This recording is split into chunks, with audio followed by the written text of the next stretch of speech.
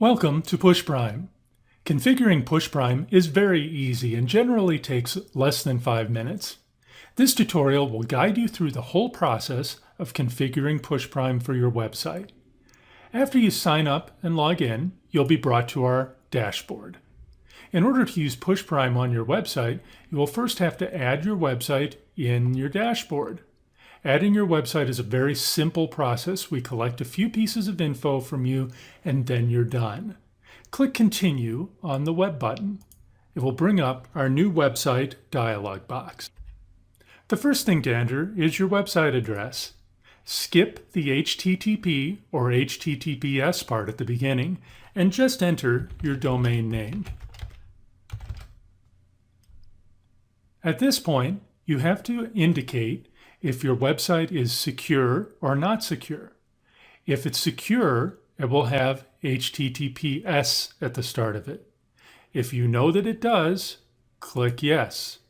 If you know that it does not, if it just starts with HTTP, click No. If you're unsure, click I don't know, please check that for me, and you will get an answer. If your website supports HTTPS, you can click Next. If it does not, you will need to choose a subdomain. Your users will have to go through that subdomain to register for notifications. Don't worry, you don't have to do anything other than come up with a subdomain name.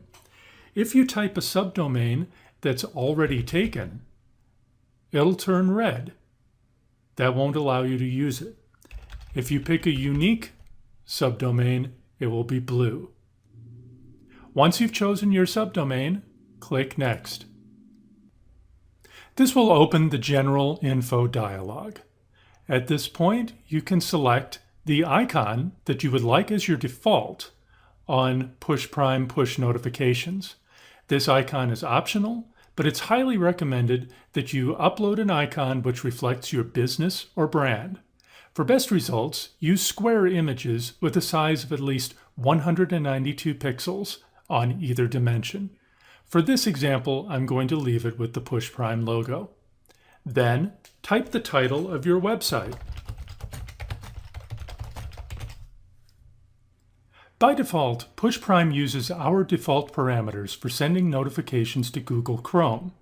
However, we do recommend that you add your own Google Push API key. You can get your own free from Google inside a Google account. If you have your own Google Push API key, check this box and enter your credentials. As well, for Apple Safari, you will need an Apple Developer account. Once you have your Apple Developer account, click the box and enter the information. You can come back at any time into your settings and make changes to these. When you click Next, we have our consent dialog configuration. Web browsers can be very stubborn when it comes to push notifications, generally to prevent people from abusing the service. So they don't allow us to customize the default permission window that opens. We have observed that opt-in rates significantly increase if you explain to users why you need to send them notification. This is when consent dialog comes into play. Before showing the default permission dialog, a special additional modal dialog will appear in the web page explaining to them why you need to send them notifications. The following image will show how it will look. You can completely customize the colors and text from styles after the initial setup is done. This dialog will appear, and then after it's clicked, the default dialog will appear, setting everything into place. We highly recommend that you set the consent dialog to Yes. The reminder button is a small icon which appears in the bottom left or bottom right of your web page. The reminder button is used to track the permission status of the users. If they initially decline the permission request, you can use the reminder button to grant permissions. The reminder button is also customizable from the Styles tab. We recommend that you keep this on Yes. When you click Next, you'll get your embed code, which you need to add into your web page. That is this code right here. You will have to add this into any page where you want to enable PushPrime. Make sure it's before the closing body tag. If you're running a WordPress, Joomla, or Magento site, you can use our dedicated plugins to add the code automatically. If your website does not support HTTPS, this is all you need to do, and you can stop here. Just click Finish, and you're good to go. If your website supports HTTPS, there is an additional step. As an HTTPS user, the dialog you get with your code will look like this, very similar to the other, but you will have a button to configure the native opt-in. Click this button to open the native opt-in configuration. In addition to the embed code you added earlier, you will have to add one additional line of code in head element in your HTML document. If you're using our plugin for WordPress, Joomla, or Magento, go to Settings and enable Native Opt-in Tags option. After you click on the blue Click Here link, it will download a zip file. These are our helper files that you will need to upload into the root of your web server. That may be a public_HTML folder. After that, click on the Verify button so that our server can verify that those files are publicly acceptable. Once the verification is done, a Finish button will appear. You can click it to finish the website setup. If you encounter any issues, please feel free to reach out to us and we will be happy to help. Now that you've set up your first website within PushPrime, I'll show you how easy it is to get into doing this. When you log in now, you'll see a page called Your Applications. The applications are the websites you've set up within PushPrime. Click the Manage link of the website you'd like to work with. You'll get quick statistics over the last 7 days, as well as a graph showing user subscriptions, and the embed code that you need to put before the closing body tag on any page that you want to have active. To create a new notification, click the New Notification button. This is where you enter in the content that will appear on the notifications that you're setting out. Everything that you type will be previewed on the right. This is the title. This is the description, showing what you want your reader to know. And then the URL that the user will click on when they click the notification.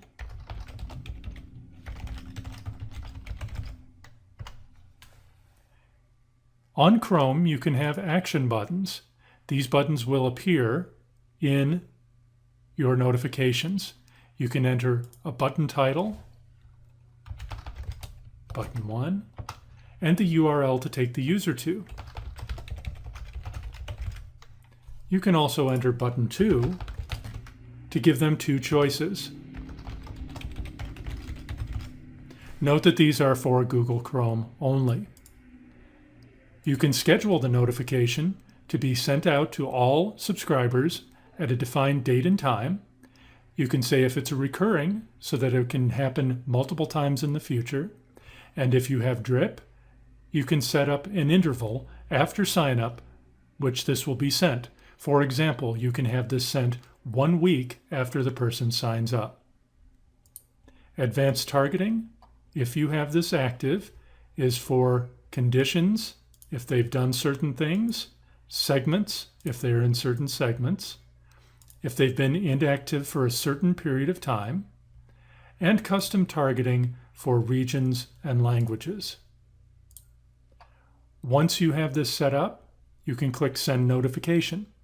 If you would like to have a different icon, you can select from the defaults, or click the plus to upload your own icon. It should be a square image with at least 192 pixels for best results. If you are using Google Chrome and have the rich notification function, this is where you would select the image that will show up with your notification. It will be shown below the notification in Chrome only. Once you send the notification, all of your subscribers will receive it. Other selections on the dashboard are reporting. This is where you can set certain start and end dates and see all of your statistics in an easy-to-read graph: sent, delivered, and clicked. You can also see a distribution list of platforms and subscribers. The visualizer lets you dive even deeper to see platforms, top languages, locations throughout the world of all of your subscribers, and the top regions, cities, and languages. Sent is where you can see a list of your notifications that have already been sent. Scheduled is notifications that are scheduled to send. And settings is where you can change your default icon, your website title, and many other settings shown on this page. Styling is where you can change the style settings for the additional dialogue that we do recommend you use. Users is where you can set up additional sub-users to use your account, and you can invite them by email. Segmentation is where you can set up segments which your subscribers can be sent into so that you can notify separate segments in different ways. API keys is where you can enter in different keys to integrate things into PushPrime. Be sure to use this blue link to read the development docs if you are going to do this. RSS to Push is a new feature that allows you to add RSS feeds into your push notifications.